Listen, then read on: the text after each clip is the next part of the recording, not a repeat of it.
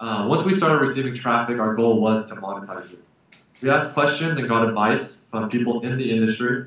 We now work with nine ad networks. 7 of them are in the US, 1 is in Canada, and 1 is in the UK.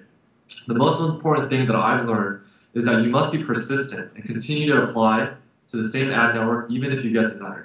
Some of these ad networks we've applied like 3 or 4 times, and we had dreams of actually working with them because they're somewhat prestigious for us. And once we got accepted, we were really happy. But some of them still haven't approved of us. It's been 3 years, so. But some will, accept you eventually. So hopefully, if space opens up or whatnot. Also, I would not recommend committing to an exclusive relationship with just one ad network, probably because they wouldn't be able to fill all of your impressions. If you're getting a lot of impressions, you probably want to fill every single impression. Just one ad network might not be able to do that for you. So it's a safer bet to diversify your risk, protect yourself, than just to go with the one. So we both thought that it would be a really great idea to advertise from the very beginning, just so that our viewers would get used to it.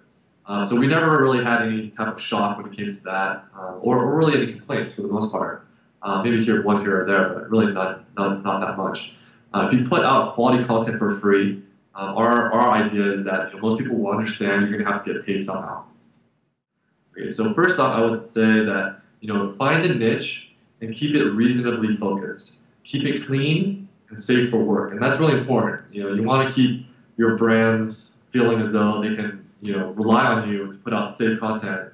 Not something that they're going to be ashamed of. It's going to shame them, embarrass them. I would say test out many different ad networks. Find out which ones work best for you, and use a strong ad server like DoubleClick to manage them.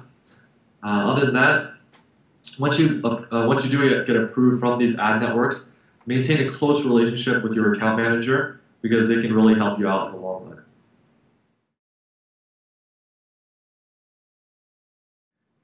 It's a good question.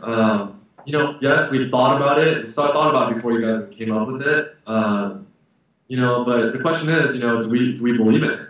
You look at Rupert Murdoch and how he's going with Fox, right? Or I think Wall Street Journal has been doing that for a long time. They've found success doing what they do. But the question is, can you find that same information, for free?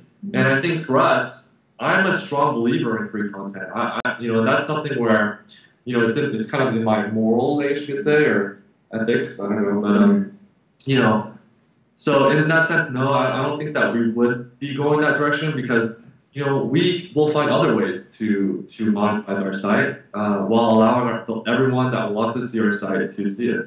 But people have asked, and someone asked us not too long ago if they could actually pay us so they don't see any advertising, which I thought was interesting. And because I guess they really enjoy the content, but they don't want to see any ads. So that's another interesting thing that we haven't really, And I would add one more thing is, just because I think about this with the Met doesn't mean I wouldn't think about it differently with another site, such as a directory. If I had a directory of, doctors, or if I had a directory of some job employment site, then of course, I would charge people to come in and see and charge them because that's a different business model. But our business model is such where we want everyone to see our content, get paid because there's advertisers that will actually pay us, and we would rather do that. Like I said, there's many different business models, and this is just the right one for this site. In our first year, the first 3 or 4 months, we were still trying to find our voice. We had an idea, but it was a social network more than it was a blog, I think. And so that first year is really seeing if you can get the traffic, because that's the most important part of that. Part of everything. If you get the traffic, you can figure out everything else later. So if that person in the third or fourth month is seeing traffic, figure out a way to find out why you're getting traffic and try to direct your attention to that and get more traffic. In that first year, at the end of the year, or into year 2, find ad networks or find people that are going to pay you for advertising. And a lot of this, when I say that, I don't mean just slap on Google AdSense, because that's not going to work. For a lot of people, especially us, that didn't work for us. Of course, that's the first place you try. it's like the first thing you try, but a lot of times it's not going to work because you're going to get paid pennies on the dollar or pennies for 1,000 impressions or whatnot. Unless you're highly niche. Unless you're highly niche, and those. So it'll work for some because if you're writing about like, let's say for instance like insurance or something like that, where like the keywords are going to be really expensive, and people actually click on your ads, that's the key too. Then okay, maybe you can put Google AdSense. It'll work for some people, right?